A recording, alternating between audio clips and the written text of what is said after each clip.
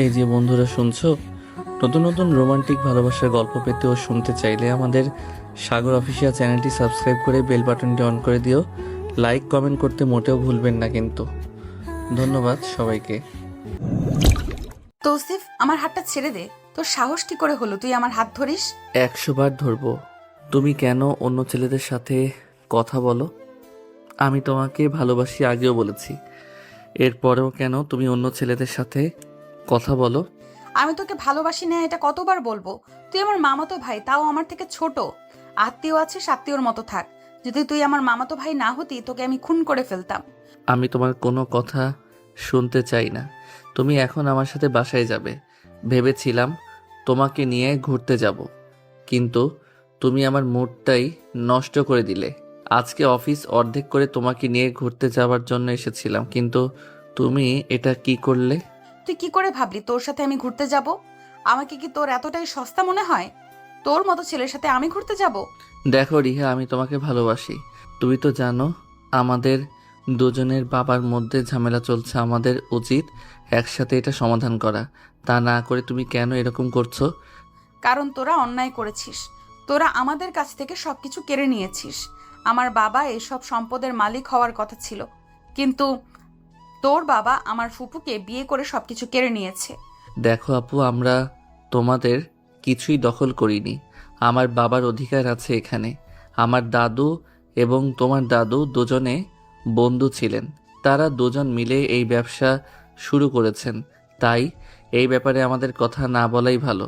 তুই এখন আমার সামনে থেকে যা ভাই। আমি তোকে সহ্য করতে পারি না। এরপরও কেন তুই বারবার আমার সামনে আসিস? তুই এতটা বেহায় কিভাবে হলি?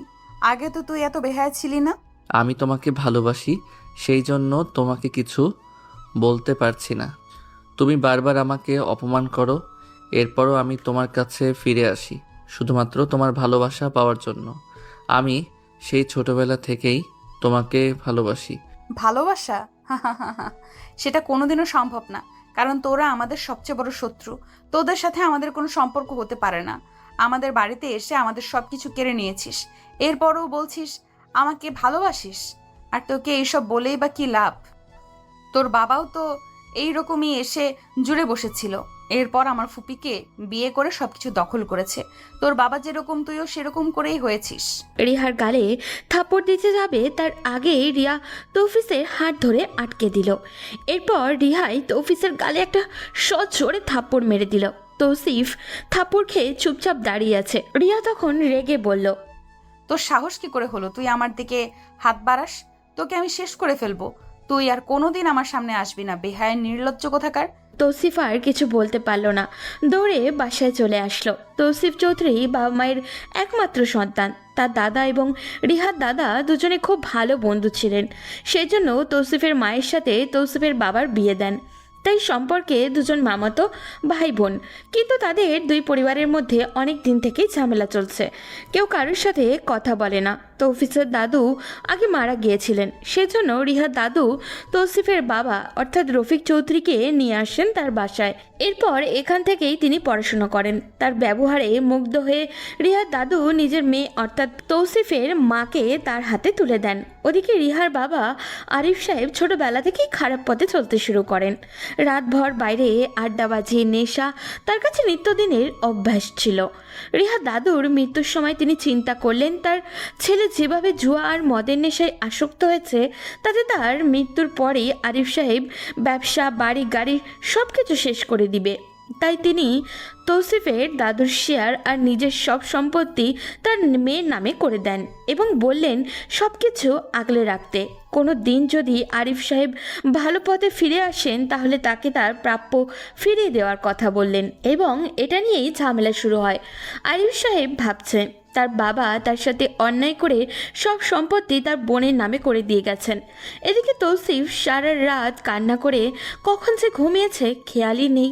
সকালে তার মায়ের ডাকে ঘুম ভাঙল। তৌসিফ, আর কত ঘুমাবি বাবা? তাড়াতাড়ি উঠে আয়। আজকে না তোর জন্য মেয়ে দেখতে যাব। সকাল সকাল তার মায়ের মুখে এমন কথা শুনে তৌসিফের মেজাজ খারাপ হলো।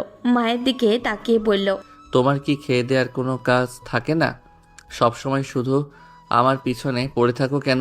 আমি বলেছি না আমি বিয়ে করতে চাই না, তাহলে কেন জোর করছো? আমার কি একটুও সুখের আশা নেই? আমি কত আশা নিয়ে বসে আছি, আমার একমাত্র ছেলেকে বিয়ে দেব, আমার নাতি নাতনি হবে। কিন্তু তুই আমার সব স্বপ্ন মাটি করে দিবি এভাবে? আম্মু, আমি তোমাকে কতবার বললাম আমি রিহাকে ভালোবাসি। রিহা আমাকে ভালোবাসে না। আমি ওকে ছাড়া আর কাউকে বিয়ে করতে পারবো না। আমি ওকে সত্যি অনেক ভালোবাসি আম্মু। এই কথা শোনার পর তৌসিফের আম্মুর মুখ মলিন হয়ে গেল। এই বাড়ির সবাই জানে তৌসিফ রিয়াকে ভালোবাসে, কিন্তু রিয়া তাকে একদমই সহ্য করতে পারে না। সব সময় তৌসিফকে বাজে কথা বলে, কিন্তু অন্য কেউ তৌসিফকে বাজে কথা বললে যেখানে সে রেগে যায়, সেখানে রিয়া তাকে হাজারো অবহেলা করার পরেও তৌসিফ তার পেছনে পেছনে ঘুরতে থাকে। রিয়া দেখতে যে আহামরি সুন্দরী তা খুব একটা নয়, তবুও তৌসিফের মেয়েটাকে খুব ভালো লাগে। সেজন্য ছোটবেলা থেকে কোনোদিন কোনো মেয়ের দিকে চোখ তুলে তাকায়নি ও। সে ভাবতো তার মামাকে বলে রিহাকে বিয়ে করবে, কিন্তু যখন বয়স বাড়তে শুরু করে তখন রিহাও ভার্সিটিতে উঠে যায়। তখন তার চাহিদার সাথে তৌসিফের চাহিদা মিলে না। রিহা বর্তমান যুগের স্মার্ট জীবনযাপনে অভ্যস্ত। তৌসিফের মামি অর্থাৎ রিহার মা একজন শিক্ষিত স্মার্ট মহিলা, সেজন্য নিজের মেয়েকেও তার মতো করে গড়ে তুলেছেন। রিহা ভার্সিটিতে যাওয়ার পর ছেলেদের সাথে ফ্রেন্ডশিপ করে, ঘন্টার পর ঘন্টা আড্ডা দেয়। এত কিছু দেখার পরেও তৌসিফ কোনো রিহার প্রতি এত আকৃষ্ট হলো সেটা বুঝে না তৌসিফের মা। তিনি ছেলের মনের অবস্থা বুঝতে পেরে মাথায় হাত বোলাতে বোলাতে বললেন, বাবা, তুই জানিস রিহা তোকে ভালোবাসে না, আর তোর মামাও কোনোদিন এই সম্পর্ক মেনে নেবে না। তাহলে কেন তুই রিহার পেছনে পড়ে আছিস? তৌসিফ তার আম্মুর দিকে তাকাতেই দেখলো তার মায়ের মন খারাপ হয়ে গেছে। তৌসিফ মাকে জড়িয়ে ধরে বলল, কি করব আম্মু, আমি তোকে ভালোবেসে ফেলেছি। আমার কেন এরকম হয় আমি নিজেও জানি না। তার এত অবহেলার পরেও আমি কেন তার কাছে বারবার ফিরে যাই। নিজের মনকে বোঝানোর চেষ্টা কর বাবা, তুই বড় হয়েছিস, এখন নিজেকে একটু বোঝানোর চেষ্টা কর। রিহার আচার আচরণ দেখেছিস, ও আমাদের সাথে মানিয়ে নিতে পারবে না। তৌসিফ চুপচাপ মায়ের কথা শুনছিল। তার মা তাকে অনেক বোঝালো, কিন্তু তৌসিফের সব কিছু মাথার উপর দিয়ে গেল, কারণ সে রিয়াকে ভালোবাসে। তাই রিহার ব্যাপারে কোনো বাজে কথা শুনতে তার একদমই ভালো লাগে না। তৌসিফ উঠে ফ্রেশ হয়ে অফিসে যাওয়ার জন্য প্রস্তুতি নিল। তৌসিফ এবং তার বাবা দুজনেই একসাথে অফিসে যায়। দুজনেই কাজ নিয়ে অনেক বেশি সিরিয়াস। সে নিচে নামতেই দেখলো তার মামা বসে ব্রেকফাস্ট করছেন, আর তৌসিফের বাবাও নিচের দিকে তাকিয়ে পাশে বসে ব্রেকফাস্ট করছেন। দুজনের মধ্যেই এমন সম্পর্ক হবে কেউ কোনোদিনও চিন্তাও করতে পারেনি। এই তো 5 বছর আগের কথা। তখন তৌসিফের নানু বেঁচে ছিলেন। তৌসিফের নানু অনেক রাগী মানুষ ছিলেন, সেজন্য তারা দুজনেই একদম সোজা হয়ে চলাফেরা করত। তৌসিফের নানু বাসায় বসে থাকতেন, কিন্তু দুজনকেই যেই রকম বলতেন ঠিক সেই রকমই করত।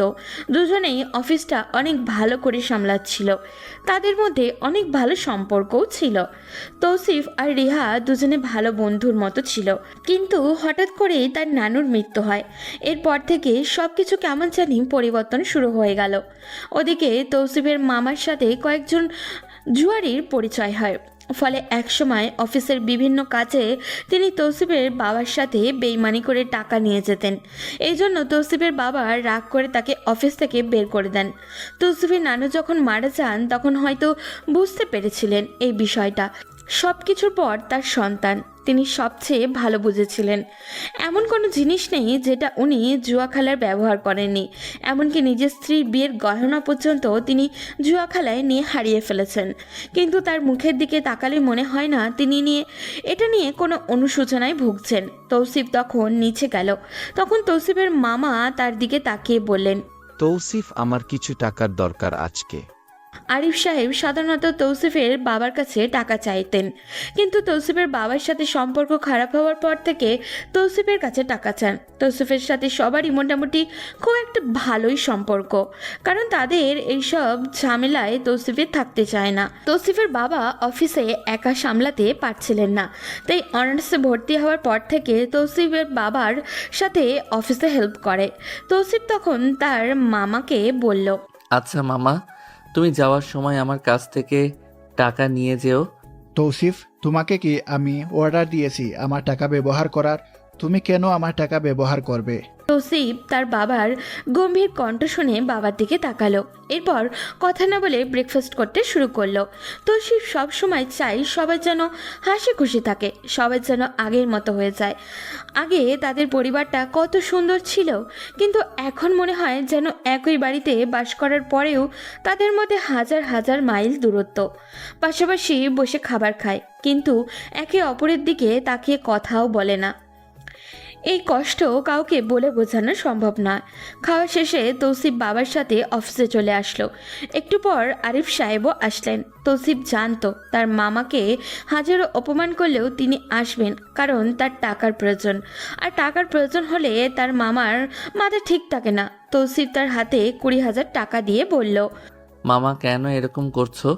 তোমাদের দুজনের মধ্যে থাকা ঝামেলা কি ঠিক করে নেওয়া যায় না? এভাবে আর কতদিন চলবে? এটা তুই তোর বাবাকে গিয়ে বুঝা। এই বাড়িতে আমরা দুই ভাই বোন, দুজনের সমান অধিকার হওয়ার কথা ছিল, কিন্তু তোর বাবা একা সবকিছু আত্মসাৎ করে নিয়েছে। তোর বাবা একটা বেঈমান। তৌসিফ অনেক কষ্ট হলো এরকম কথা শুনে। নিজের বাবার নামে এরকম বাজে কথা শুনলে যে কোনো সন্তানেরই খুব খারাপ লাগবে। কিন্তু তৌসিফ শান্ত গলায় তার মামার দিকে তাকিয়ে বলল, এরকম কথা বলতে হয় না মামা, উনি তোমার বড় বোনের জামাই। তোমাকে তো সব কিছু দেওয়া হতো, অফিসের অর্ধেক তুমি পেতে, কিন্তু তুমি জুয়া খেলায় মগ্ন হয়ে পড়লে। ওইসব করে তুমি যত টাকা নষ্ট করেছো তার হিসাব কখনো করেছো? ওই টাকা আয় করতে কত কষ্ট হয় সেটা তো তুমি নিজেও জানো। তৌসিফ, আমি তোকে পছন্দ করি বলে তুই তোর বাবার মতো আমাকে কথা শোনাবি? এটা আমি মেনে নিব না। তুই বাচ্চা ছেলে, এসব সম্পত্তির মারপ্যাচ বুঝবি না। আমি এখন যাচ্ছি। বলেই আরিফ সাহেব তৌসিফের সামনে থেকে চলে গেলেন। তৌসিফ তখন চেয়ারে হেলান দিয়ে ভাবতে লাগলো কি করবে। সে জানে না তাদের দুই পরিবার কি আবার কোনোদিনও এক হবে। একটু পর তৌসিফের বাবা তৌসিফের কাছে আসলেন। তৌসিফ তার বাবার চোখ মুখ দেখেই বুঝতে পারছেন তিনি বেশ রেগে আছেন। তৌসিফের বাবা তার সামনে বসে বললেন, আমি তোমাকে বারবার বলেছি আরিফকে টাকা দিবে না। আরিফ টাকা পাওয়ার পর কি করে তুমি জানো না? এতে আমাদের পরিবারের সম্মান নষ্ট হচ্ছে। আমার শ্বশুর আব্বুর একটা সম্মান ছিল, কিন্তু ও সব কিছু শেষ করে দিয়েছে। ওকে কেন টাকা দিতে গেলে? আমি কি তোমাকে আমার টাকা ব্যবহার করার অর্ডার দিয়েছিলাম? বাবা, আমি বুঝতে পারছি মামা এই টাকা নেওয়ার পর খারাপ কাজে লাগাবে, কিন্তু কি করব বলো? উনি কোনো কাজ করেন না, টাকা পাবেন কোথায়? আর উনি এই পরিবারের সন্তান হিসেবে ওনার একটা অধিকার আছে। ও এই পরিবারের সম্মান নষ্ট করছে। ওর মতো সন্তানের এই পৃথিবীতে বেঁচে থাকার চেয়ে মরে যাওয়া ভালো। ওকে আমার আত্মীয় বলতে আমার লজ্জা লাগে। আমি এত কষ্ট করে এই টাকাগুলো ইনকাম করি, আর ও এই টাকা নিয়ে মদের আড্ডাখানায় গিয়ে তামসা করে। ওকে যে বাড়িতে থাকতে দিয়েছি এটাই অনেক ওর জন্য। আমার শ্বশুরমশাই আমাকে এই দায়িত্ব দিয়ে গেছেন। এই সম্পদ রক্ষা করার আমার কর্তব্য। বাবা, তুমি শান্ত হও, একদিন সব কিছু ঠিক হয়ে যাবে। মামা একদিন নিজের ভুল বুঝতে পারবে, তুমি একটু ধৈর্য ধরো। এদিকে রিহা রুমে বসে আছে। কি করবে ভেবে উঠতে পারছে না। তার একটাই স্বপ্ন, সে এবং তার পরিবার এই পুরো সম্পত্তি একা ভোগ করবে, কিন্তু বাস্তবতা হলো তাদের হাতে কিচ্ছু নেই। রিয়া তখন বসে বসে বিড়বিড় করছিল, দাদু অনেক বড় একটা অন্যায় করেছেন আমাদের সাথে। আমরা এই বাড়ির সদস্য হওয়ার পরও আমাদেরকে কিছু না দিয়ে সব কিছু তার মেয়ে আর মেয়ের জামাইকে দিয়ে গেছেন। এবারের সম্পত্তি সব আমাদেরকে আমাদের অধিকার জোর করে কেড়ে নিতে হবে। রিয়া তার মায়ের সাথে মিলে একটা প্ল্যান করলো। রিয়ার বাবা যখন বাসায় ফিরে আসলো তখন রিহা তার বাবার সাথে সেই প্ল্যানটা শেয়ার করলো। আরিফ সাহেব সব শুনে বললেন, তোর প্ল্যান তো বুঝলাম, কিন্তু সব দায়িত্ব তোকে নিতে হবে মা। আমার যে করেই হোক সব কিছু চাই। বাবা আমার সাথে অন্যায় করে সবকিছু নাজমার নামে লিখে দিয়েছে। এটা আমি আর মেনে নিতে পারবো না। তুমি কোনো চিন্তা করো না বাবা, সবকিছু আবার আমাদের হয়ে যাবে। ওরা আমাদের সাথে যা যা অন্যায় করেছে সবকিছুর ফল ওদেরকে ভোগ করতেই হবে। তুমি শুধু আমি যেভাবে বলেছি সেইভাবে অভিনয় করতে থাকো। ওদিকে তৌসিফ অফিস শেষ করে বাসায় ফিরে আসলো। সবাই মিলে একসাথে ডিনার করতে বসেছে। তখন হঠাৎ করেই আরিফ সাহেব এসে তৌসিফের বাবার পায়ে ধরে কান্না করতে শুরু করলেন। এটা দেখার পর সবাই হতভম্ব হয়ে গেল। তখন আরিফ সাহেব বললেন, দুলা ভাই, আমি আমার পরিবার নিয়ে অনেক বড় অন্যায় করে ফেলেছি। আমি এতদিন খারাপ পথে ছিলাম, সেটা আজ বুঝতে পেরেছি। হ্যাঁ, আমাকে ক্ষমা করে দাও। আমি আর কোনোদিনও এরকম কাজ করব না। এখন থেকে তুমি আমাকে যেভাবে বলবে আমি সেভাবেই চলবো। তৌসিফের বাবা তখন হাঁ করে তাকিয়ে আছেন আরিফ সাহেবের দিকে। তখন রিহার মা এসে তৌসিফের বাবার কাছে দাঁড়িয়ে বলল, হ্যাঁ ভাই, আমরা অনেক অন্যায় করেছি, এভাবে থাকতে পারছি না। আমরা আগের মতন মিলেমিশে থাকতে চাই, আমাদেরকে ক্ষমা করে দিন। আমরা আর কোনোদিনও এরকম কাজ করব না। তৌসিফ তখন তার মায়ের দিকে তাকালো। তৌসিফের আম্মু কান্না করে দিয়েছেন। তিনি খুব করে চাইতেন যেন তারা সবাই আগের মতো হয়ে যায়। রিয়া এসেও তৌসিফের বাবার কাছে ক্ষমা চাইল। তৌসিফ তার বাবার দিকে তাকিয়ে আছে। তৌসিফের বাবা আরিফ সাহেবকে জড়িয়ে ধরে বললেন, কি করছিস এসব আরিফ? আমি অনেক দিন থেকে চাইতাম যেন আমরা সবাই আবার একসাথে থাকতে পারি। আজকে যখন তুই নিজের ভুল বুঝতে পেরেছিস, তখন আমার আর কোনো আপত্তি নেই। বাবা, তৌসিফের মায়ের নামে সব কিছু লিখে দিলে কি হবে? আমি সমান সমান সব কিছু তোকে দিব। তৌসিফ তখন তার বাবার দিকে এগিয়ে গেল, গিয়ে তার বাবাকে জড়িয়ে ধরে বলল, বাবা, আমি বলেছিলাম না সব কিছু আগের মতো হয়ে যাবে? দেখলে তো মামা, নিজের ভুল বুঝতে পেরেছে। এখন থেকে আমরা সবাই মিলে ব্যবসা দেখাশোনা করব। হ্যাঁ বাবা, ধৈর্যের ফল মিষ্টি হয়, সেটা আমি আজ বুঝতে পেরেছি। ওর উপর আমার আর কোনো অভিযোগ নেই। তৌসিফের বাবা তখন আরিফ সাহেবের দিকে তাকিয়ে বললেন, কালকে থেকে আরিফ অফিসে যাবে। কালকে থেকে অফিসের সব কিছু আরিফকেও বুঝিয়ে নিতে হবে। বাসায় যত ঝামেলা আছে সব কিছু মিটিয়ে নাও, আর কোনো দিন যেন কোনো ঝামেলা দেখতে না পাই। তৌসিফ আজ ভীষণ খুশি, কারণ তার এতদিনের চাওয়া আজ পূর্ণ পেয়েছে। সে নিজের রুমে যেতেই পেছন থেকে কারোর পায়ের শব্দ শুনল।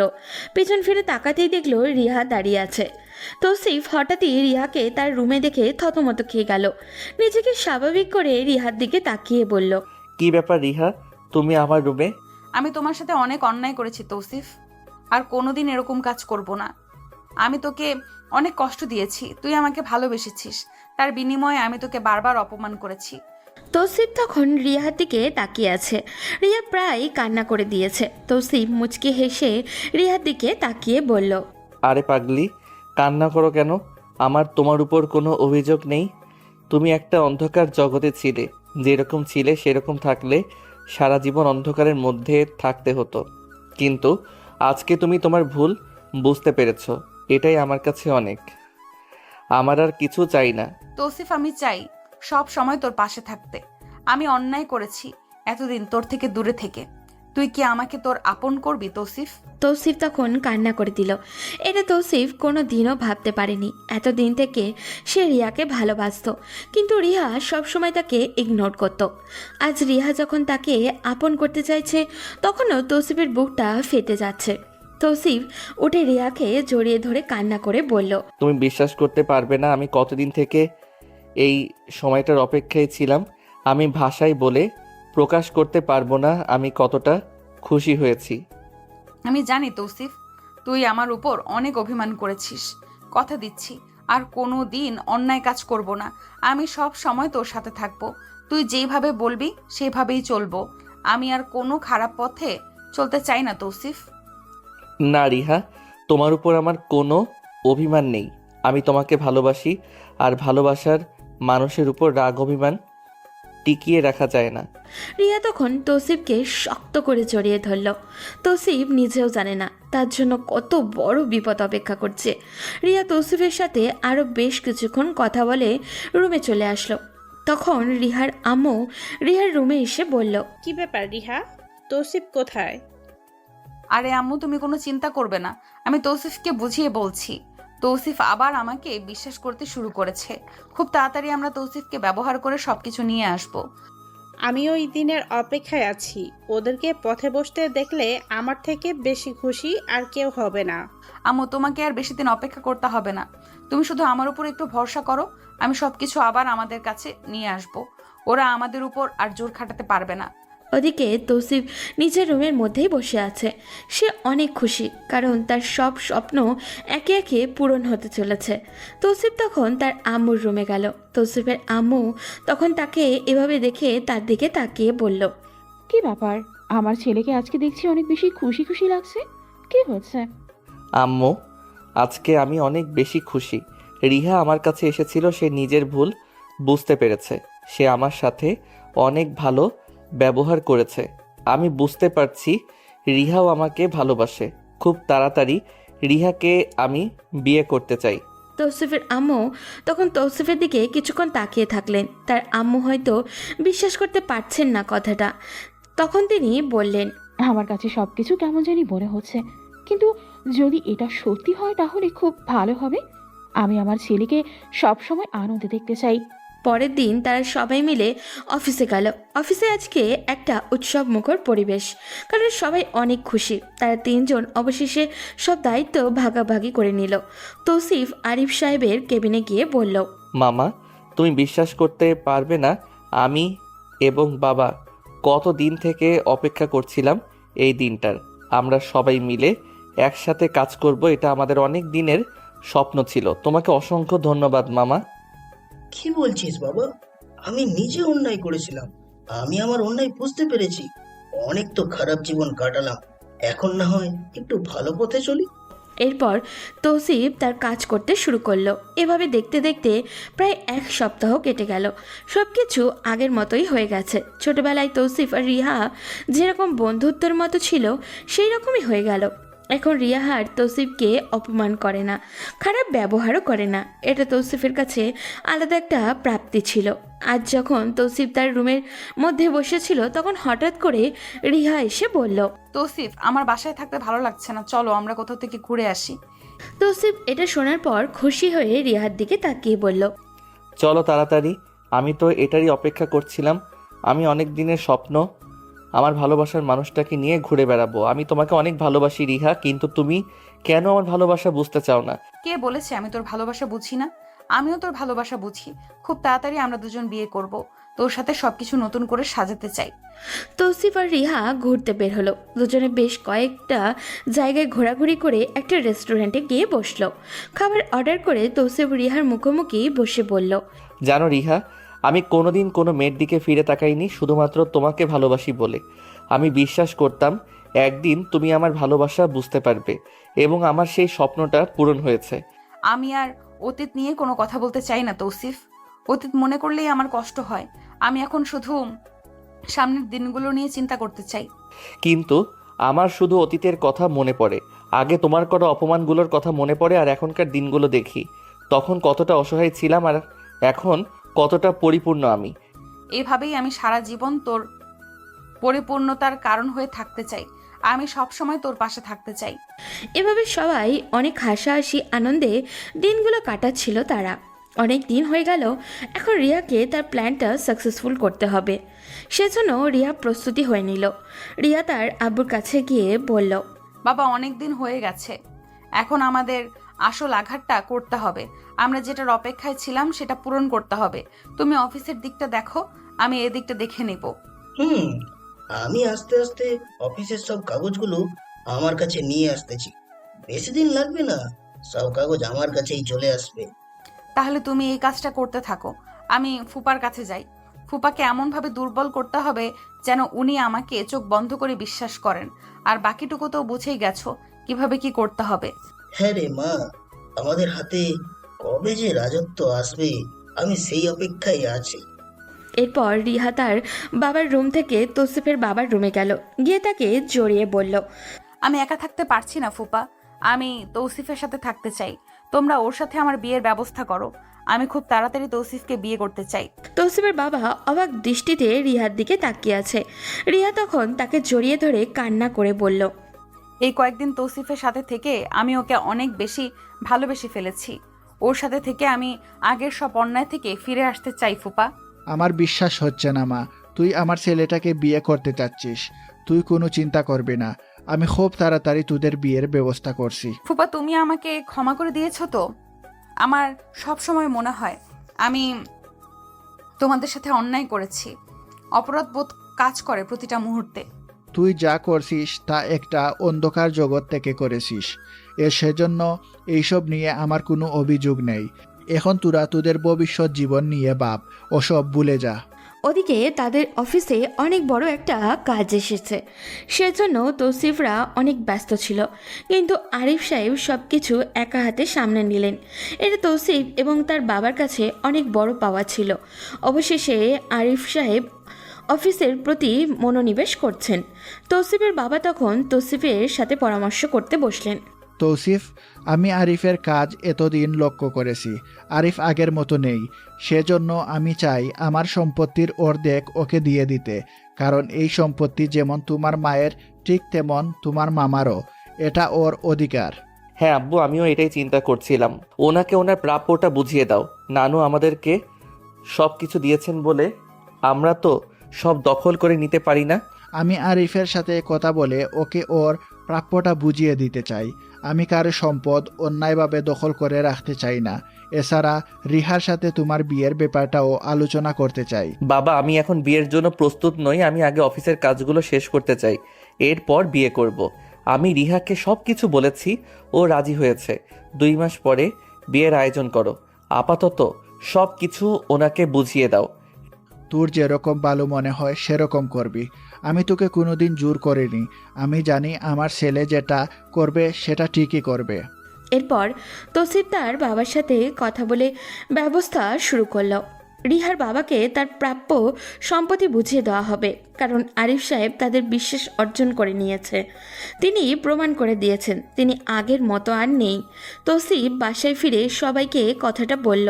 ওদিকে রিহা যখন শুনল তার ফুপা তাদের অর্ধেক সম্পত্তি দিয়ে দেবেন, তখন রিহা মনে মনে বলল, এতদিন যেমন তোরা সবকিছু দখল করে একা ভোগ করেছিস, এবার আমরাও সবকিছুর মালিক হতে চাই। আমরা কেন অর্ধেক নিব? তৌসিফের বাবা আরিফ সাহেবকে কাছে ডেকে বললেন, আরিফ, আমি সব কিছু সমানভাবে ভাগ করে এসেছি। এই এই তার কাগজ। আমি চাই না তোর সম্পত্তি দখল করে রাখতে। আরিফ সাহেব জানতেন তাকে কি বলতে হবে। তিনি তার মুখস্থ করা ডায়লগগুলোই তৌসিফের বাবার দিকে তাকিয়ে বললেন, না দুলা ভাই, আমার এসব লাগবে না। আমি এভাবেই ভালো আছি। এসব পাওয়ার পর আবার হয়তো খারাপ পথে চলে যেতে পারি। সেই জন্য আমি চাই সবকিছু তোমার কাছেই থাকুক। আমি তো এমনিতেই সবকিছু ভোগ করতেছি। তৌসিফের বাবা তখন আরিফ সাহেবের কথা শুনে অনেক খুশি হলেন। তিনি চিন্তাও করতে পারছিলেন না আরিফ সাহেব এইরকম কথা বলছেন। তিনি আরিফ সাহেবের দিকে তাকিয়ে বললেন, না ভাই, এটা আমি রেখে কি করব? এটা তোর প্রাপ্য। আমি এটা তোকে দিয়ে দিতে চাই। আমার জন্য এগুলো রাখা অন্যায়। তাহলে তো এটা আমারও নেওয়া অন্যায় হবে, কারণ এটা বাবা তোমার নামে লিখে দিয়েছে। এখন তুমি সবকিছুর মালিক। আমি চাই সবকিছু তোমার কাছেই থাকুক। তুমি প্লিজ এসব নেওয়ার জন্য আমাকে জোর করো না। আমি এটা না হয় না দিলাম, কিন্তু আমার তোর কাছ থেকে আরও একটা জিনিস চাওয়ার আছে। এটা কিন্তু তুই আমাকে দিতেই হবে। কি বলছো দুলা ভাই? তুমি আমার কাছে আবার কি চাইবে? তুমি আমাকে অর্ডার করো, তুমি যা বলবে আমি তাই মেনে নেব। না, এটা তোর জিনিস, তোর কাছেই চাইতে হবে। আমি চাই রিহা মামনির সাথে আমার ছেলের বিয়ে দিতে। তোর যদি কোনো আপত্তি না থাকে। আমার এতে কোনো আপত্তি নেই। তৌসিফের মতো ছেলে যদি আমার মেয়েকে বিয়ে করে, এটাই আমার কাছে অনেক বেশি কিছু। এটাতে বাধা দেবার মতো সাহস আমার নেই। আচ্ছা ঠিক আছে, তাহলে আমি আস্তে আস্তে ওদের বিয়ের ব্যবস্থা করছি। কয়েকদিন পর ওদের বিয়ে দিয়ে দিব। এরপর তারা যে যার রুমে চলে আসলো। তৌসিফের বেশ খুশি লাগছিল, কারণ তারা রিহার মধ্যে এখন আর কোনো বাধা নেই। এতদিন যে চিন্তায় ছিল সেই চিন্তা দূর হয়ে গেছে। এভাবেই আরও 4-5 দিন চলে গেল।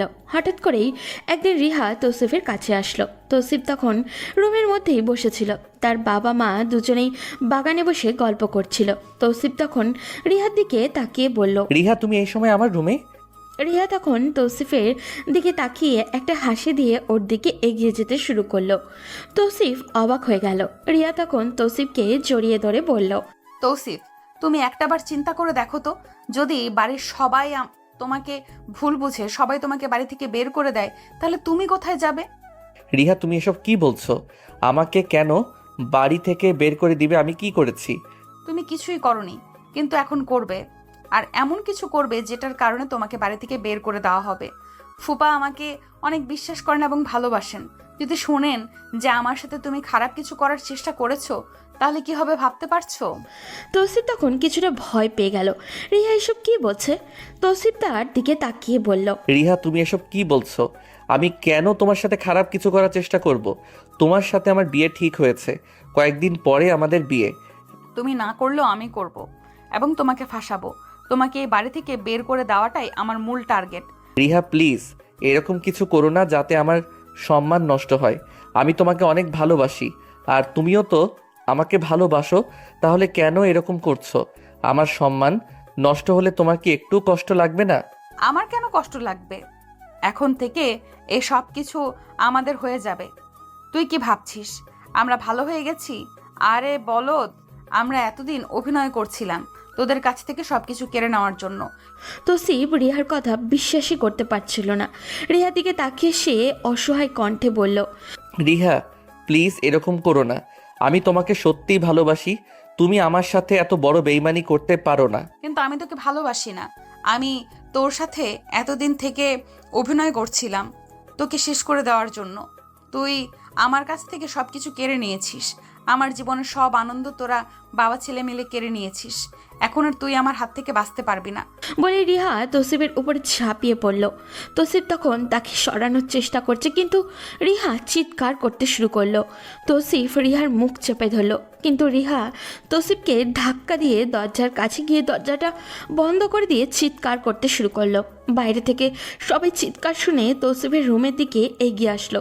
তৌসিফ তখন রিহাকে থামিয়ে দিয়ে বলল, কেন এরকম করছো? আমার সম্মান নষ্ট হবে, সবাই আমাকে ভুল বুঝবে। তুমি এরকম করো না প্লিজ। তোকে আজকে আমার হাত থেকে কেউ বাঁচাতে পারবে না তৌসিফ। আজ সবার সামনে তোর সম্মান মাটির সাথে মিশে যাবে। বাঁচাও, বাঁচাও, আমাকে বাঁচাও। রিহার চিৎকার শুনে বাইরে থেকে সবাই দরজা ধাক্কা দিতে শুরু করলো। তৌসিফ দরজা খুলতে যাবে, কিন্তু রিহা তাকে আটকে ধরল। অবশেষে তৌসিফের বাবা এবং মামা দরজা ভেঙে ভিতরে ঢুকে গেল। তৌসিফ তখন তাদের দিকে তাকিয়ে আছে। রিহা তার জামার কয়েকটা জায়গা ছিঁড়ে ফেলেছে। এটা দেখার পর তৌসিফের বাবা তৌসিফের দিকে তাকিয়ে আছে। রিহা তৌসিফের বাবার কাছে গিয়ে বলল, দেখো ফুপা, তৌসিফ আমার সাথে কি করতে চেয়েছে।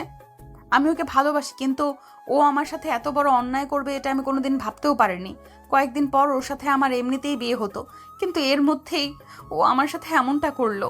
প্লিজ বিশ্বাস করো বাবা, আমি এসব করিনি। ও আমাকে ফাঁসাতে চাচ্ছে। কেন এরকম করছে আমি কিছুই বুঝতে পারছি না। ফুপা, তুমি আমার কথা বিশ্বাস করো, তৌসিফ আমার শারীরিক সম্পর্ক করার চেষ্টা করেছিল। সে আমাকে বলেছে সে নাকি আমাকে ভালোবাসে না, শুধুমাত্র আমাকে ব্যবহার করতে চেয়েছিল। তোমরা ওর সাথে আমার বিয়ে ঠিক করেছো, এটাও মেনে নিতে পারছে না, সেজন্য এরকম করতে চেয়েছে। তৌসিফ তখন শুধু রিহার দিকে তাকিয়ে আছে। তৌসিফের মামা চুপচাপ দাঁড়িয়ে আছেন, কিন্তু তার স্ত্রী থেমে থাকলেন না। তৌসিফের মামি তখন তার কাছে এসে বললেন, ছোটবেলা থেকে তোমাকে নিজের ছেলের মতোই দেখেছি, কিন্তু তুমি এটা কি করলে? আমার মেয়ের জীবনটা নষ্ট করে দেওয়ার চেষ্টা তুমি কেন করলে তৌসিফ? তোমাকে আমরা বিশ্বাস করতাম, তুমি আমাদের বিশ্বাস নিয়ে এভাবে খেলা করবে এটা আমি কোনোদিনই ভাবতে পারিনি। মামি প্লিজ আমার কথা বিশ্বাস করো, আমি এরকম কিছু করিনি। ও আমাকে ফাঁসাতে চাইছে। ও কেন এরকম করছে সেটা ওকে জিজ্ঞাসা করো। তৌসিফ তখন তার আম্মুর দিকে তাকালো। তার আম্মু কান্না করে দিয়েছেন। হয়তো তৌসিফের আম্মু বিশ্বাসই করতে পারছেন না বিষয়টা। তখন তৌসিফের আব্বু তার কাছে আসলেন, এসে বললেন, ছোটবেলা থেকে যা চেয়েছো তাই দিয়েছি। তুমি যেরকম ইচ্ছা সেরকম চলেছো, তোমার ইচ্ছা মতো সব কিছু করেছো। আমি রিহাকে বিশ্বাস করি, সে মিথ্যা বলবে এটা হতে পারে না। ওর অবস্থা দেখেই বোঝা যাচ্ছে তুমি ওর সাথে খারাপ কিছু করার চেষ্টা করেছিলে। কেন ওর সাথে এরকম করলে সেটা বলো। আমি তোমার সাথে ওর বিয়ের ব্যবস্থা করেছিলাম, এরপরও তুমি কেন ওকে দর্শন করার চেষ্টা করলে? আমি তখন বাবার দিকে তাকিয়ে আছি। বাবা এত বড় একটা কথা আমাকে বলতে পারলো। আমি তখন বাবার পায়ে ধরে কান্না করতে করতে বললাম, বাবা প্লিজ বিশ্বাস করো, আমি এরকম কাজ করিনি। তুমি তো আমাকে চেনো, আমি ওকে ভালোবাসি, কিন্তু ও আমার সাথে এত বড় বেইমানি করবে এটা আমি ভাবতেও পারিনি। হঠাৎ করেই আরিফ সাহেব এসে তৌসিফকে মারতে শুরু করলেন। এতক্ষণ থেকে তিনি চুপচাপ দাঁড়িয়েছিলেন। তৌসিফ তখন তার আঘাতগুলো সহ্য করে যাচ্ছিল, কিছু বলতে পারছিল না। আরিফ সাহেব তখন তৌসিফকে মারতে মারতে তৌসিফের বাবার কাছে নিয়ে গিয়ে বললেন, দুলা ভাই, আমি ভালো পথে ফিরে আসতে চেয়েছিলাম, সেই জন্য সবকিছু ছেড়ে দিয়েছি। নতুন করে নিজের জীবন শুরু করতে চেয়েছিলাম। তাই তোমার মেয়েকে তোমার ছেলের হাতে তুলে দিতে চেয়েছিলাম। কিন্তু তোমার ছেলে কি করলো? সে আমার মেয়ের ইজ্জত নিয়ে টানাটানি করবে, এটা আমি কোনোদিনও মেনে নিব না। এখন তুমি তোমার ছেলের বিচার করো। তৌসিফ কোনো কথা বলছে না। এটা দেখার পর রিহা তৌসিফের বাবার কাছে গিয়ে বলল, ফুপা, আমি তৌসিফকে ভালোবাসতাম, কিন্তু তৌসিফ আমার সাথে এত বড় একটা অভিনয় করার পর আমি ওকে ঘৃণা করি। ওকে আমি আমার চোখের সামনে দেখতে চাই না। তোমরা যদি ওকে এই বাড়িতে রাখো তাহলে আমাকে বাড়ি থেকে বের করে দাও, না হলে আমি আত্মহত্যা করব। আমি লোকের সামনে মুখ দেখাবো কি করে? সবাই আমাকে খারাপ কথা বলবে। কি বলছিস মা? তুই কেন আত্মহত্যা করবি? এরকম একটা ছেলেকে নিজের সন্তান বলে পরিচয় দিতে আমার লজ্জা লাগছে। যাকে আমি এত বেশি বিশ্বাস করতাম, সে আমার সাথে এত বড় বেইমানি করলো। ও এই বাড়ি থেকে বের হয়ে যাবে। ওর এই বাড়িতে থাকার কোনো অধিকার নেই। তখন তৌসিফের আম্মু তার আব্বুর কাছে এসে বললেন, আমার মনে হচ্ছে আগে সব যাচাই করা দরকার। আমার ছেলে কোনোদিন এই রকম কাজ করতেই পারে না। আমার কেন জানি মনে হচ্ছে আমার ছেলেকে ফাঁসানোর চেষ্টা করছে সবাই। এই কথা শোনার পর আরিফ সাহেব অনেক রেগে গেলেন। তিনি তৌসিফের আম্মুর দিকে তাকিয়ে বললেন, আপু, তুমি এটা কিভাবে বলতে পারলে? কোনো মেয়ে নিজের ইজ্জত নিয়ে মিথ্যা কথা বলবে? এটা তুমি চিন্তা করলে কিভাবে? তুমি যদি আমাকে বা আমার পরিবারকে মিথ্যাবাদী বলতে চাও, তাহলে আমরা এই বাড়ি ছেড়ে চলে যাব। হ্যাঁ, তোমরা তো সারা জীবন বলে আসলে তোমরা অন্যায় থেকে দূরে থাকার চেষ্টা করো, তাহলে আজকে নিজের সন্তান এরকম কাজ করার পরেও কেন তাকে বাঁচাতে চাইছো? নাকি সবার বেলায় অন্যায় করলে শাস্তি পেতে হবে, কিন্তু তোমাদের সন্তানের বেলায় সেটা ভিন্ন? হ্যাঁ, এই কথা শোনার পর তৌসিফের বাবা তৌসিফের দিকে এগিয়ে আসলেন। এসে তৌসিফের গালে সজোরে থাপ্পড় দিতে দিতে বললেন, আমি কোনোদিন কারো কাছে অপমানিত হইনি। তোর কারণে আজ আমার এতটা অপমানিত হতে হলো। তোকে আমি আর আমার চোখের সামনে দেখতে চাই না। আরিফ, তুই কোনো চিন্তা করবি না। এই ছেলেকে আমি আর এই বাড়িতে রাখবো না। বাবা, তুমি এটা কি বলছো? তোমরা ছাড়া আমার কে আছে বলো? এই বাড়ি থেকে বেরিয়ে গেলে আমি কোথায় যাব, কি করব? তুমি প্লিজ আমাকে ভুল বোঝো না। আমি এরকম কিছু করতে চাইনি। বিশ্বাস করেছিলাম বলেই তুই এত বড় একটা অন্যায় করতে পারলি। চলে যা, তোকে আমি আমার সামনে দেখতে চাই না। যদি আর কোনো দিন আমার সামনে দাঁড়াস, তাহলে তোকে এই বাড়ি থেকে জ্যান্ত ফিরে যেতে দিব না। এই বাড়িতেই তোর লাশ পড়ে থাকবে। বাবা, তুমি এত বড় একটা কঠিন সিদ্ধান্ত নিও না। আমি এসব কিছুই করিনি, আমাকে ফাঁসানোর চেষ্টা করা হচ্ছে। তুমি প্লিজ আমাকে একটু বিশ্বাস করো। যদি তুই জীবনে একটা বারের মতো আমাকে বাবা হিসেবে মেনে নিস, তাহলে এই বাড়ি থেকে বেরিয়ে যাবি।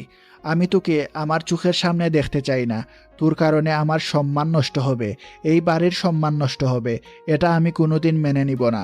এই কথা শোনার পর তৌসিফ তার মায়ের কাছে গেল। গিয়ে কান্না করতে করতে তার আম্মুকে জড়িয়ে ধরে বলল, আম্মু, তুমি কোনো চিন্তা করো না। একদিন আমি আমার সততা প্রমাণ করব। একদিন আমি সবার কাছে প্রমাণ করে দিব যে আমি মিথ্যাবাদী নই। ভালো থেকো, আমি চলে যাচ্ছি। না বাবা, আমি তোকে বিশ্বাস করি। তুই তুই এই কাজ করতে পারিস না। তোকে সবাই ফাঁসানোর চেষ্টা করছে, সেটা আমি খুব ভালো করেই বুঝতে পারছি। তুই এই বাড়ি ছেড়ে যাবি না। তুই আমার একমাত্র সন্তান। তুই এই বাড়ি ছেড়ে চলে গেলে আমার কি হবে? নাজমা, আমি তোমাকে শেষবারের মতো বলছি, তুমি যদি এই ছেলেকে এই বাড়িতে রাখতে চাও, তাহলে তোমার সাথে আমার সব সম্পর্ক শেষ হয়ে যাবে। তুমি জানো, আমি আমার সম্মানের জন্য সব কিছু করতে পারি।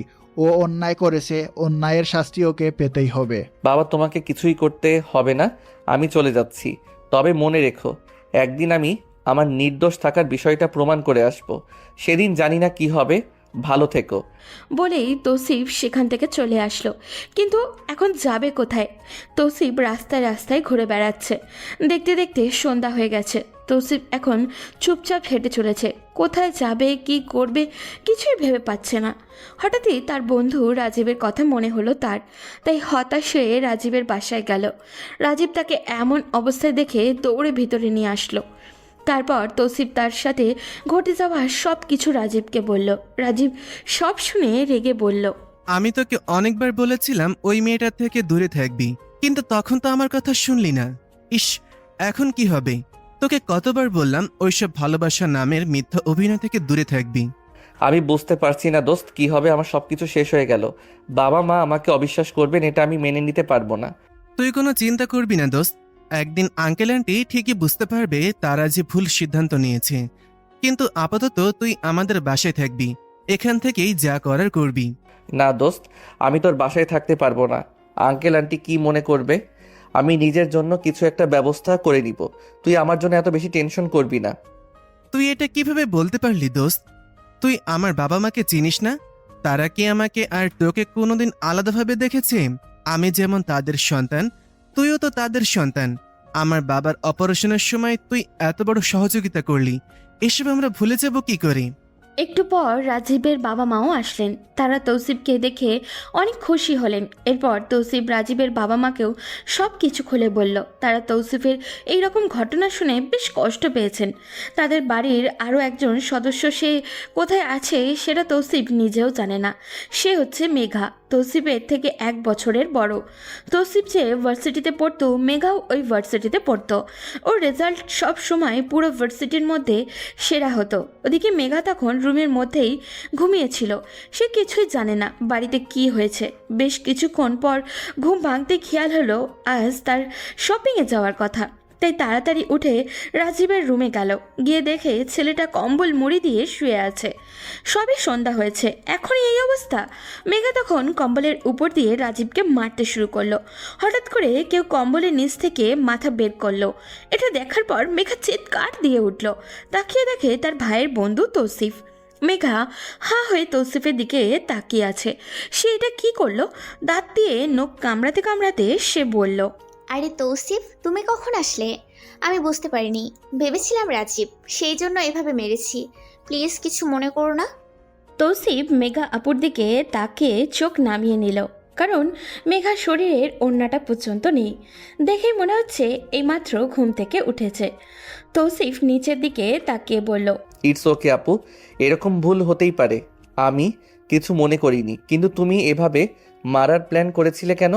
তৌসিফকে নিচের দিকে তাকিয়ে থাকতে দেখে মেঘা তার শরীরের দিকে তাকালো। তার গায়েও ওড়নাটা নেই। এটা দেখে সে তাড়াহুড়ো করে বলল, সেটা তোমাকে পরে বলা যাবে, আগে ওকে খুঁজে বের করতে হবে। বলেই মেঘা দৌড়ে চলে আসলো। তৌসিফের সামনে এভাবে গিয়ে সে বেশ লজ্জায় পড়ে গেল। সেই অনেক আগ থেকেই মেঘা তৌসিফকে পছন্দ করে, কিন্তু কোনোদিনও তার সামনে বলতে পারেনি, কারণ তৌসিফ রিয়াকে ভালোবাসে। মেঘার বাবা মা তাকে বিয়ের জন্য অনেক চাপ দিচ্ছিল, কিন্তু মেঘা বিয়ে করতেই চাচ্ছিল না।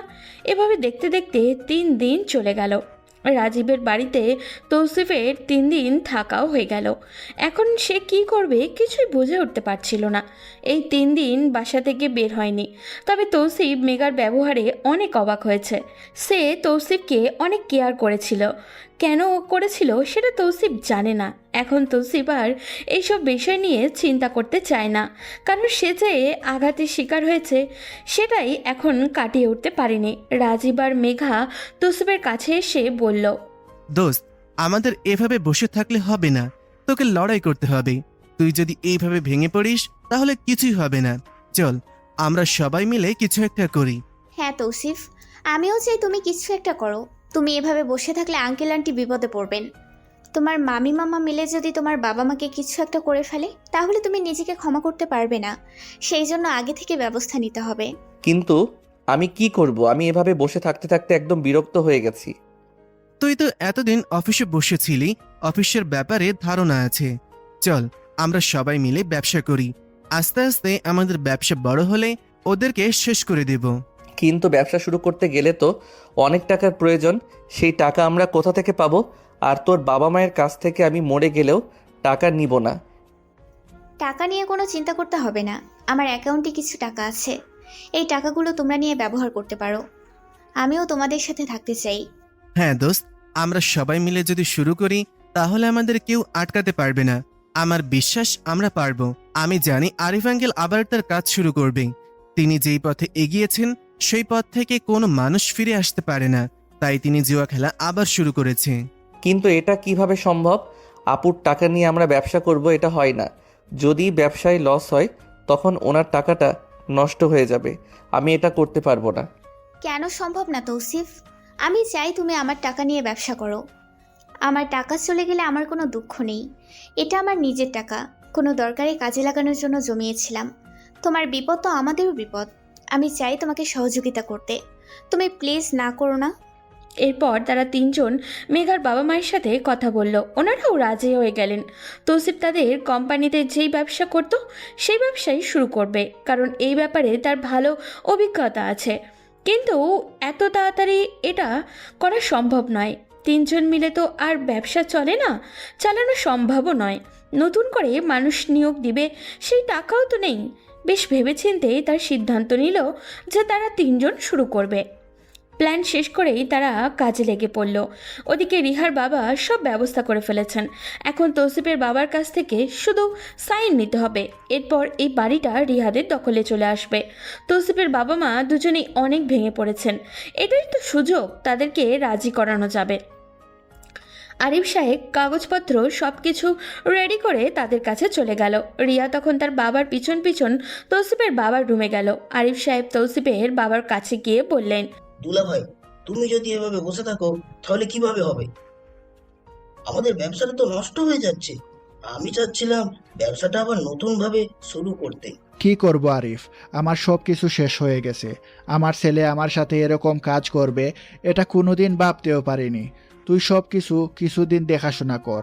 আমি ব্যবসা থেকে কিছুদিন দূরে থাকতে চাই। আচ্ছা দুলা ভাই, তুমি এই পেপারে একটা সাইন করে দাও। অফিসের খুব গুরুত্বপূর্ণ একটা ফাইল এটা। তুমি চাইলে পুরোপুরি পড়ে দেখতে পারো, নতুন একটা ডিল হবে। কিন্তু তৌসিফের বাবা কোনো কিছু না দেখেই সাইন করে দিলেন। এরপর তারা সেখান থেকে বেরিয়ে এসে চিৎকার করে হাসতে শুরু করলো, কারণ এখন সব কিছু তাদের হয়ে গেছে। তারা আগে থেকেই সব কিছু প্রস্তুতি করেই রেখেছিল। যদি তৌসিফের বাবা সাইন নাও করতো, এরপরেও তারা ঠিকই সব নিজেদের দখলে নিয়ে আসতো, কারণ তারা তৌসিফের বাবার সাইন নকল করার জন্য লোক ঠিক করে রেখেছিল। কিন্তু তাদের কিছুই করতে হয়নি, তৌসিফের বাবা নিজেই সাইন করে দিয়েছেন। এভাবে 2-3 দিন কেটে গেল। সব কিছু তারা ঠিক করেই নিল। এখন আসল খেলাটা খেলতে হবে। তৌসিফের বাবা মা বসেছিল ড্রয়িং রুমে। রিহা তার আব্বু আম্মুকে নিয়ে তাদের সামনে গিয়ে বলল, কি ব্যাপার, এখানে বসে আছো কেন?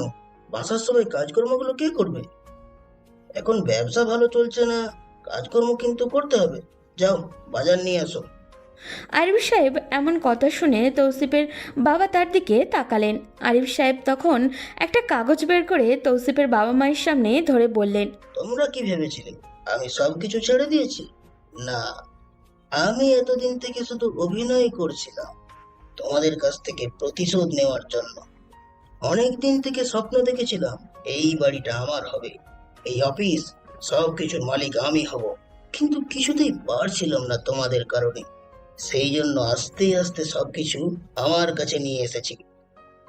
এখন তোমরা এই বাড়িতে আমার আন্ডারে থাকবে, এই বাড়ির মালিক এখন আমি। হা হা হা হা হা। এই কথা শোনার পর তৌসিফের বাবা অনেক রেগে গেলেন। কাগজগুলো হাতে নিয়ে পড়তে শুরু করলেন। দেখলেন সব কিছু আরিফ সাহেবের নামে রেজিস্টার করা। এটা দেখার পর তৌসিফের বাবা রিহার দিকে তাকিয়ে বললেন, আমি তোমাকে বিশ্বাস করেছিলাম, কিন্তু তুমি এত বড় একটা বেইমানি করলে আমার সাথে। তার মানে আমার ছেলে কিছুই করেনি, তোমরা আমার ছেলেকে ফাঁসিয়েছো। এত কিছু এখন চিন্তা করতে চাই না মিস্টার রফিক চৌধুরী। এখন থেকে তোমরা এই বাড়ির কাজের লোকের মতো থাকবে। যদি বেশি বাড়াবাড়ি করার চেষ্টা করো তাহলে বাড়ি থেকে বের করে দিব। ছি রিহা, তোমাকে এখন এই বাড়ির মেয়ে বলতেই আমার লজ্জা লাগছে। আমার ছেলেরা তোমাকে ভালোবাসতো, কিন্তু তুমি আমার ছেলের সাথে বেইমানি করে। আমি আগেই বলেছিলাম, তুমি সব কিছু না দেখে আমার ছেলেটাকে বাড়ি থেকে বের করে দিলে। সব দোষ তোমার। এই যে, এখন এসব কথা শোনার সময় নেই। যাও, কাজ করতে শুরু করো, না হলে এ বাড়ি থেকে বের হয়ে যেতে হবে। বলে রিহার আম্মু গিয়ে তৌসিফের আম্মুকে ধাক্কা দিল। তিনি কিছুটা দূরে গিয়ে ছিটকে পড়লেন। এটা দেখার পর রিহার আব্বু তৌসিফের বাবার দিকে এগিয়ে গিয়ে বলল, কি ব্যাপার, এখন এখানে দাঁড়িয়ে কি করছো? তাড়াতাড়ি যাও, বাজার করে নিয়ে এসো। আসার পর পুরো বাড়িটা পরিষ্কার করবে। এভাবে বসে বসে খেলে তো আর চলবে না। শরীরটা কি বানিয়েছো? কাজকর্ম করো, আস্তে আস্তে সব কিছু ঠিক হবে। এখন থেকে এই বাড়িতে খেতে হলে কাজ করে খেতে হবে, ঠিক আছে? এই কথা শোনার পর তৌসিফের আব্বু কান্না করতে করতে বাড়ি থেকে বেরিয়ে গেল বাজারের ব্যাগ নিয়ে। এখন থেকে সব কিছু রিয়াদের হয়ে গেল। রিয়ার খুব আনন্দ হচ্ছিল এটা দেখে। তৌসিফের পরিবারের এই অবস্থা দেখার জন্য অনেক দিনের স্বপ্ন ছিল রিহার। কিন্তু এত তাড়াতাড়ি যে তার স্বপ্ন পূরণ হবে এটা সে ভাবতেও পারেনি। এরপর থেকে তারা সবাই মিলে তৌসিফের বাবা মায়ের উপরে শুরু করলো নির্মম অত্যাচার। তারা যেরকম আমাদের উপর অত্যাচার করেছিল তার চেয়ে 1000 গুণ বেশি অত্যাচার আমরা তাদের উপর করব। সেই জন্য তাদের সাথে চাকরের চেয়ে আরও খারাপ ব্যবহার করতে শুরু করলাম। এটা তারা সহ্য করে থাকছিল, কারণ তারা এই বাড়ি ছেড়ে যেতে চায় না। এই বাড়ি ছেড়ে তারা যাবেই বা কোথায়? তাদের ছেলেকেও আমরা বাড়ি থেকে বের করে দিয়েছি। তৌসিফ এখন কোথায় গেছে সেটা কেউ জানে না, হয়তো কোথাও আত্মহত্যা করে মারা গেছে। উফ, আমার যে কী আনন্দ হচ্ছে। ওদিকে তৌসিফ, মেঘা আর রাজীব অনেক কষ্ট করছিল। তাদের কোনো কর্মচারী ছিল না, তারা 3 জন মিলে সব করছিল। তৌসিফ অবাক হলো তাদের কাজ দেখে।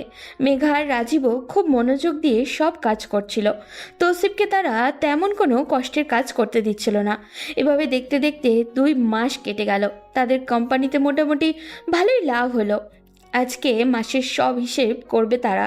3 জন বসেছে, তখন মেঘা বলল, আমি বলেছিলাম না, সাহস করে যদি শুরু করি তাহলে আমরা পারবো। এখন আমরা সব কিছু ঠিকঠাক করতে পেরেছি, তাই কিছু লোক নিয়োগ দিতে হবে। হ্যাঁ আপু, তুমি ঠিক বলেছ। এখন আমাদের কিছু মানুষ অফিসে আনতে হবে। আমরা এভাবে 3 জন মিলে করতে পারবো না। আচ্ছা ঠিক আছে, তাহলে আমরা দেখছি কি করা যায়। কাল একটা নিয়োগ বিজ্ঞপ্তি দিব। প্রথমে 10 জন নিয়ে শুরু করি, আস্তে আস্তে আমাদের সব কিছু বাড়বে। পরের মাসে আরও 10 জন নেব। পরদিন ইন্টারভিউর মাধ্যমে তারা 10 জন লোককে বাছাই করলো যারা কাজে পারদর্শী। তাদেরকে নিয়ে তৌসিফ নিজেদের কাজ শুরু করলো। এখন তাদেরকে সব কিছু বড় পর্যায়ে নিয়ে যেতে হবে। ওদিকে মেঘা তৌসিফের সাথে মিলে কাজ করতে পারছিল, এটাই তার কাছে অনেক। মেঘা সবসময় তৌসিফের আশেপাশে থাকতে চেয়েছে এবং এখন সেটা পারতেছে, এটাই মেঘার কাছে অনেক।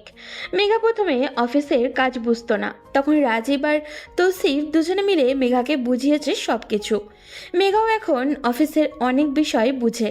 সে জানে না তৌসিফকে কোনোদিনও বলতে পারবে কিনা সে যে তাকে ভালোবাসে, কিন্তু মেঘা তৌসিফের পাশে সব সময় থাকতে চায়। তৌসিফ অফিসের কাজ করছিল, তখন হঠাৎ করে একজন লোক তাদের কাছে আসলো। তারা লোকটাকে চিনতে পারল না। তারা লোকটাকে বসালো। তখন লোকটা তাদেরকে বলল, আমি রায়হান খান, আমি খান গ্রুপ অফ ইন্ডাস্ট্রির মালিক। আমি আপনাদের প্রজেক্টগুলো দেখেছি, খুব ভালো প্রজেক্ট। সেজন্য আমি আপনাদের সাথে সরাসরি ডিল করতে চলে আসলাম। আপনারা যদি আমার সাথে কাজ করতে চান তাহলে করতে পারেন। তৌসিফ তখন রায়হান সাহেবের দিকে তাকালো, কারণ খান গ্রুপ অফ ইন্ডাস্ট্রির সাথে তাদের আগেও কাজ করার অভিজ্ঞতা আছে, কিন্তু সেটা তার বাবার কোম্পানিতে। তৌসিফের বাবা প্রায়ই রায়হান সাহেবের কথা বলতেন তাকে। তৌসিফ রায়হান সাহেবের দিকে তাকিয়ে মুচকি হেসে বলল, অবশ্যই, কেন নয়। আমি আপনার সাথে কাজ করতে রাজি। বলেন কিভাবে কাজ করবেন।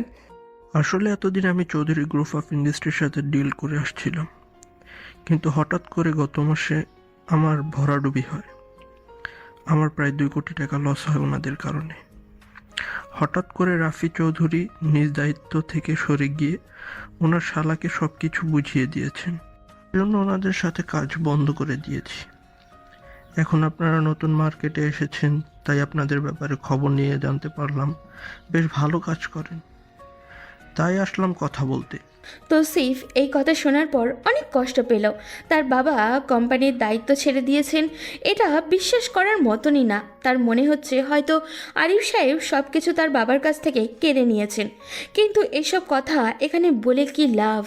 তৌসিফ নিজেকে স্বাভাবিক করে রায়হান সাহেবকে বলল, আপনি কোনো চিন্তা করবেন না। আপনি আমাদের সাথে কাজ করলে আপনার সময় মতো প্রোডাক্ট পৌঁছে যাবে, আর কোয়ালিটি নিয়ে আপনি চিন্তা করবেন না। আমরা যে কোনো সময় অন্যদের থেকে ভালো কোয়ালিটির প্রোডাক্ট সাপ্লাই দেওয়ার চেষ্টা করব। হ্যাঁ, আপনাদের প্রজেক্টগুলো আমি দেখেছি, আপনি কোনো চিন্তা করবেন না। আমি আমার সব লিস্ট আপনাদের কাছে দিয়ে দিচ্ছি, আর অ্যাডভান্স 2 লাখ টাকা দিলাম।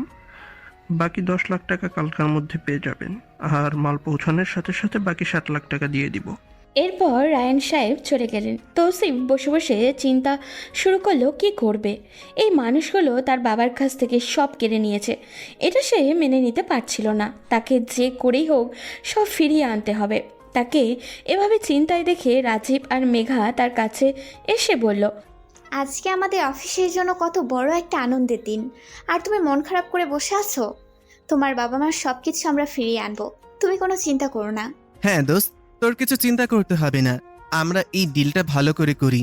এর পরের মাস থেকে আমাদের কাজ আরো বাড়বে। সুযোগ পাওয়া মাত্রই আমরা ওদের কাছ থেকে সবকিছু নিয়ে আসব। তৌসিফ তখন তাদের সাথে কথা বলে কাজ শুরু করলো। 21 দিনের মধ্যে তাদের সব কিছু পৌঁছে দিতে হবে, তাই সবাই বেশ ব্যস্তই ছিল। দেখতে দেখতে তাদের হাতের থেকে 15 দিন চলে গেল। তারা প্রায় সব কিছুই প্রস্তুত করে ফেলেছে, এখন শুধু প্রোডাক্ট ডেলিভারির অপেক্ষা। তাই তৌসিফ আরও একবার সব কিছু চেক করে নিল, কারণ প্রথম কাজ, সেই জন্য তাদের বিশ্বস্ততা অর্জন করাটা খুবই জরুরি। বিকেলে মেঘা আর রাজীব বসে বসে সব কিছু চেক করছিল। তৌসিফ তার কেবিনেই বসে আছে। মেঘা আর রাজীব সব কিছু ঠিক করে চলে গেল তৌসিফের কেবিনে। মেঘা যখন তৌসিফের কেবিনে প্রবেশ করতে যাবে তার আগেই থমকে গেল। তৌসিফ লামিয়ার হাত ধরে কিছু একটা দেখাচ্ছিল। লামিয়া হচ্ছে তাদের অফিসের একজন কর্মচারী। মেঘা চুপচাপ সব দেখে যাচ্ছে। মেঘার মাথায় রাগ উঠে গেল। তৌসিফের সাথে কোনো মেয়েকে মেঘা একদমই সহ্য করতে পারে না। হঠাৎ করে রাজীব মেঘার কাঁধে হাত দিয়ে বলল, আপু, দাঁড়িয়ে কি দেখছিস? তোর ভালোবাসার মানুষকে কেউ নিয়ে যাবে আর তুই হাত গুটিয়ে বসে থাকবি? লামের সাথে যুদ্ধ কর, আমি তোর পাশে আছি। আমি তো কাউকে বলিনি যে আমি তৌসিফকে ভালোবাসি, তাহলে রাজীব কিভাবে জানলো? আমি তখন তার দিকে তাকিয়ে বললাম, তুই এসব কি বলছিস রাজীব? আমাকে কিছুই বোঝাতে হবে না আপু, আমি সবকিছু জানি।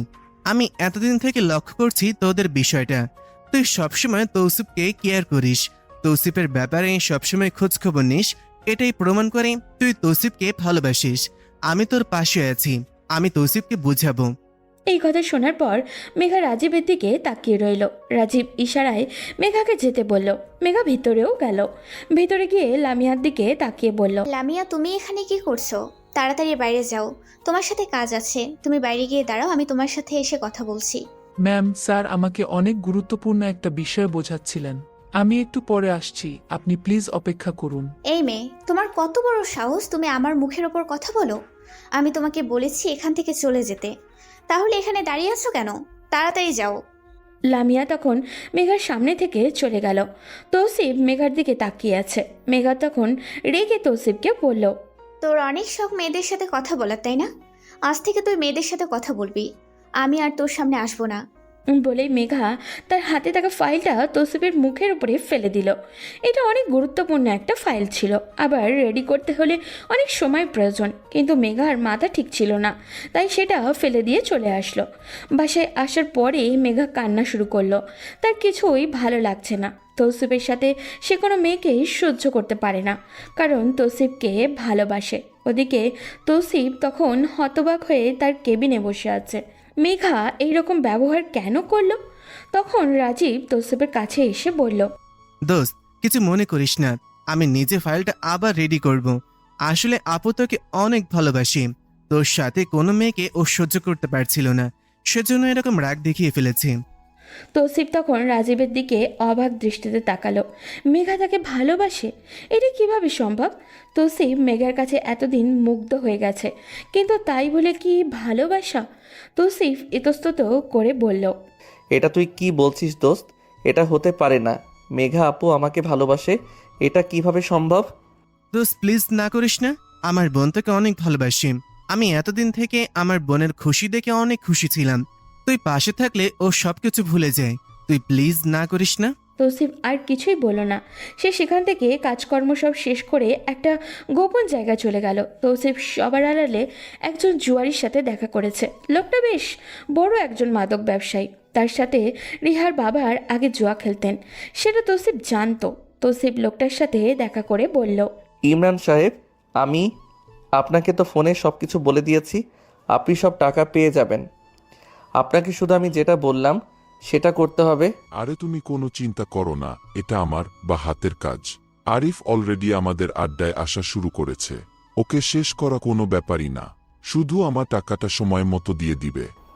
টাকা নিয়ে আপনাকে চিন্তা করতে হবে না, শুধু আমার কাজটা করে দিলেই হবে, যাতে ওই লোকটা কোম্পানি নিয়ে আর এগিয়ে যেতে পারে না, এটা মাথায় রাখবেন। এরপর তৌসিফ সেখান থেকে চলে আসলো রাজীবের বাসায় এসে চেঞ্জ করে চলে গেল মেঘার রুমে। দরজা খোলা তাই তৌসিফ ভিতরে চলে গেল। গিয়ে দেখে মেঘা বিছানায় শুয়ে কান্না করছে।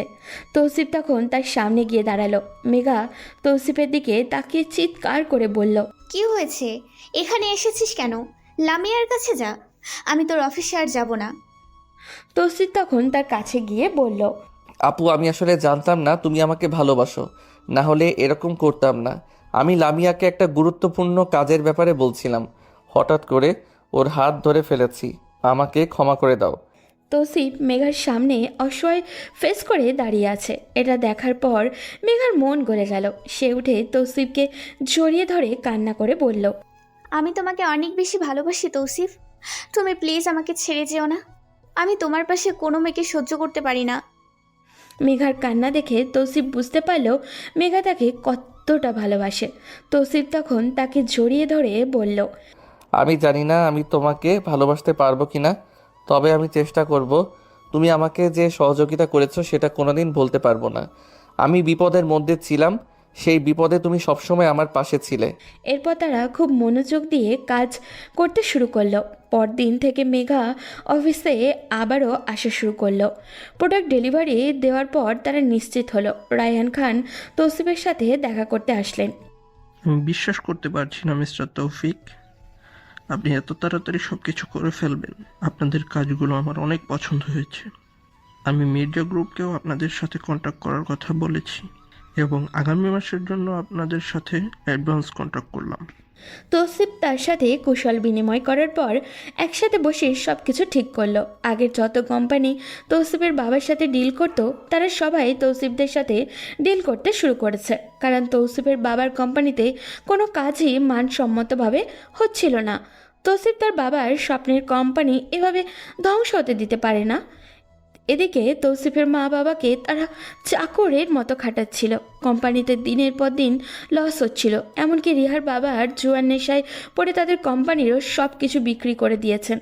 ব্যাংক থেকে প্রায় 1 কোটি টাকার লোন এনেও জুয়ার পিছনে উড়িয়ে দিয়েছেন। দেখতে দেখতে আরও 5টা মাস কেটে গেল। এই 5 মাস তৌসিফের বাবা মায়ের সাথে তৌসিফের দেখা হয়নি। তারা কেমন আছেন সেটা তৌসিফও জানে না। এই 5 মাসে তৌসিফের কোম্পানি এত বড় পজিশনে যাবে সেটা তৌসিফ কোনোদিনও কল্পনাও করতে পারেনি। অবশ্য এর একটা আরও কারণ হলো বর্তমানে মার্কেটে তার কোম্পানি ছাড়া অন্য কোনো কোম্পানি অ্যাক্টিভ না। তার মামা কোম্পানি নিয়ে রাস্তায় নেমে পড়েছেন। ব্যাংক থেকে একের পর এক লোন নেওয়া হয়েছে, সেজন্য ব্যাংক কোম্পানি দখল করে নিয়েছে। এদিকে তৌসিফের দিন দিন উন্নতি হচ্ছিল, কিন্তু তার এখানে যাবার পেছনে রাজীব এবং মেঘার অনেক বড় অবদান আছে। ওদিকে তৌসিফের কথা মতোই ইমরান সব কিছু করেছে। আরিফ সাহেবকে জুয়ার পিছনে রেখেছে সব সময়। আরিফ সাহেব জুয়ার পেছনে পড়ে কোম্পানিকে জামিন বানিয়ে ব্যাংক থেকে অনেক টাকা এনেছেন। এখন কোম্পানিটা ব্যাংকের পক্ষ থেকে নিলামে তোলা হবে। এই খবর রাজীব তৌসিফের কাছে এসে বলল, দোস্ত, আমাদেরকে এখন কিছু একটা করতে হবে। কোম্পানি নিলামে তোলা হয়েছে, এই কোম্পানিটা যে করেই হোক আমাদেরকে বাঁচাতে হবে। ওই কোম্পানি যদি বাঁচাতে না পারি তাহলে আমাদের এতদিনের সব কষ্ট বিফলে যাবে। কিন্তু আমরা ওই কোম্পানি কিনবো কি করে? আমার কাছে তো বর্তমানে এত টাকা নেই। যদি আমরা ওই কোম্পানি কিনতে চাই তাহলে আমাদের এই কোম্পানিটা শেষ করে দিতে হবে। আমি এত কিছু চিন্তা করতে চাই না। ওই কোম্পানি কেনার জন্য দরকার হয় আমাদের বাড়ি বিক্রি করব, এরপরও আমি ওই কোম্পানিটা কিনতে চাই। তৌসিফ তখন রাজীবকে জড়িয়ে ধরল। তার বন্ধু তার জন্য এই রকম করবে এটা তৌসিফ কোনোদিনও ভাবতে পারেনি। প্রায় 2 সপ্তাহ পরে আজকে কোম্পানি নিলাম করা হবে, কিন্তু তাদেরকে কিছুই বিক্রি করতে হয়নি। খান গ্রুপের সাথে তাদের আরও একটা ডিল হয়েছে। সেই ডিলের মাধ্যমে তারা যত টাকা পেয়েছে তাতে ওই কোম্পানি কেনা হয়ে যাবে। কারণ খোঁজ নিয়ে জানতে পেরেছে ওই কোম্পানির ফ্যাক্টরিতে তেমন কোনো যন্ত্রপাতি অবশিষ্ট নেই, শুধু বিল্ডিংটাই পড়ে আছে। সব কিছু আরিফ সাহেব বিক্রি করে দিয়েছেন। তৌসিফ, মেঘা এবং রাজীব আজকে কিনতে যাচ্ছে তাদের কোম্পানি। যেই কোম্পানিটা তৌসিফদেরই ছিল সেটা আজ তারা টাকা দিয়ে কিনবে। তৌসিফের অনেক কষ্ট হচ্ছিল। এদিকে তৌসিফের বাবা অসুস্থ হয়ে পড়েছেন চিন্তায়। উনি রুমে শুয়ে কান্না করছেন, কারণ তার এত স্বপ্নের কোম্পানি বিক্রি হয়ে যাবে। ওদিকে আরিফ সাহেব একদম রাস্তায় নেমে গেছেন। নিলামেকেও তৌসিফের সামনে দাঁড়াতে পারল না, কারণ তাদের উদ্দেশ্য নিয়ে এসেছে যাই হয়ে যাক এই কোম্পানি তারা কিনবেই। শেষ পর্যন্ত তারা সেটাই করে ছাড়ল। এখন আর তাকে অপেক্ষা করতে হবে না। তৌসিফ কাগজপত্র সব কিছু বুঝে নিয়ে পরদিন সকালে চলে গেল তাদের বাসায়। এতদিন বাসায় আসা হয়নি, তাই বাসার পরিবেশ সব কিছু পরিবর্তন হয়ে গেছে। রিহা ড্রয়িং রুমে হতাশ হয়ে বসে আছে, কারণ তাদের কোম্পানিটা বিক্রি হয়ে গেছে। এখন শুধু এই বাড়িটাই পড়ে আছে। কিন্তু পরে জানতে পারলো বাড়ির কাগজপত্র পর্যন্ত তার বাবা কোম্পানির সাথে দিয়ে দিয়েছে, শুধু জুয়ার পেছনে পড়ে। এই জন্য রিহা তার বাবার সাথে অনেক রাগারাগিও করেছিল। হঠাৎ করে কেউ একজন দরজা দিয়ে ঢুকলো। রিয়া পেছনে তাকিয়ে দেখে রাজীব, তৌসিফ এবং মেঘা, সাথে কিছু পুলিশ নিয়েও ঢুকেছে। এটা দেখার পর রিয়া আশ্চর্য হয়ে যায়। তৌসিফ সাথে করে পুলিশ নিয়ে এসেছে, কারণ আরিফ সাহেব এবং তার পরিবারকে পুলিশের কাছে ধরিয়ে দিবে। তাদেরকে এভাবে ছেড়ে দিলে চলবে না। তৌসিফ ভেতরে ঢুকতেই দেখলো তার বাবা, মা এবং বাকি সবাই দাঁড়িয়ে আছে। তাদের অবস্থা দেখার পর তৌসিফের ভেতরটা ফেটে যাচ্ছিল। তৌসিফ তখন কাগজপত্র সব কিছু তাদের সামনে প্রকাশ করলো। এটা দেখার পর রিহার পরিবারের সবাই বেশ ভয় পেয়ে গেল। তৌসিফের বাবা তৌসিফের দিকে তাকিয়ে আছেন, কিন্তু তৌসিফ তাদের দিকে একবারও তাকালো না। পুলিশ আরিফ সাহেব এবং তার পরিবারকে ধরে নিয়ে যাওয়ার জন্য রেডি হচ্ছে। এটা দেখার পর আরিফ সাহেব তৌসিফের কাছে এসে কান্না করে বললেন, হ্যাঁ, আমাকে ক্ষমা করে দাও তৌসিফ। আমি তো তোমার মামা, তুমি আমার সাথে এরকম করতে পারো না। আমি আর কোনোদিন এরকম কাজ করব না। কি বললি? তোর মতো জঘন্য মানুষকে আমি আর কোনোদিন আমার আত্মীয় বলবো না। আমার সাথে তোর রক্তের সম্পর্ক ছিন্ন হয়ে গেছে। আজ তোকে সব অন্যায়ের শাস্তি পেতেই হবে। তখন তারা সবাই তৌসিফের দিকে তাকিয়ে কান্না করছিল, কিন্তু তৌসিফ তাদের কথা শুনল না। পুলিশ তাদেরকে ধরে নিয়ে গেল। এটা দেখার পর তৌসিফের বাবা তার কাছে আসলেন। তৌসিফ তখন তার বাবাকে জড়িয়ে ধরে বলল, বাবা, তুমি কোনো চিন্তা করো না, তোমার কোম্পানি কিছুই হয়নি। আমি তোমার কোম্পানি কিনে নিয়েছি। আমাকে ক্ষমা করে দিস বাবা, আমি অনেক বড় ভুল করে ফেলেছি। তোর কথা চিন্তা না করে আমি এরকম একটা সিদ্ধান্ত নিয়ে ফেলেছিলাম। বাবা, এসব কি বলছো? তুমি আমার বাবা, তুমি আমার কাছে ক্ষমা চাইতে পারো না। তবে আমাকে এই জায়গায় আসতে যারা সহযোগিতা করছে তাদেরকে তোমরা ধন্যবাদ দিতে পারো। আর আমি মেঘাকে বিয়ে করতে চাই, কারণ আমি মেঘাকে ভালোবাসি। ওই মেয়েটার কথা আমি ভুলে যেতে চাই। ওর কথা আমার সামনে আর কেউ বলবে না।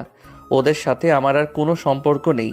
মেঘা তখন তৌসিফের দিকে তাকালো। তৌসিফের পরিবারে মেঘার পরিবারের সাথে কথা বলল। মেঘার পরিবার মেঘাকে আগের মতো দেখতে পেয়ে অনেক খুশি ছিল। যেখানে তৌসিফ অনিশ্চিত জীবনের পথে পা বাড়িয়েছিল, সেখানে ও আজ এত বড় কোম্পানির মালিক।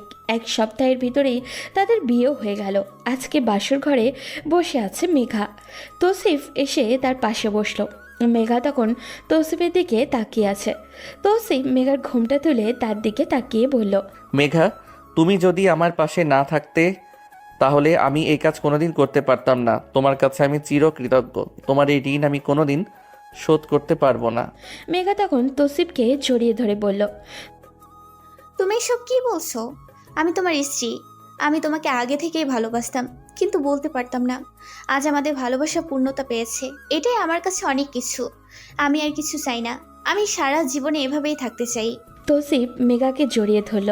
বাস্তব জীবনে এইরকম মানুষ যদি পাশে থাকে তাহলে কোনো সমস্যাকেই সমস্যা বলে মনে হয় না।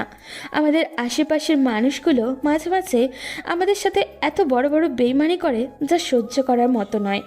দূরের মানুষ কষ্ট দিলে সেটা সহ্য করা যায়, কিন্তু নিজের আপন মানুষগুলো কষ্ট দিলে সেটা সত্যি অনেক দুঃখজনক। তাই সবার কাছে অনুরোধ, নিজের অবস্থানের উপরে সন্তুষ্ট থাকুন।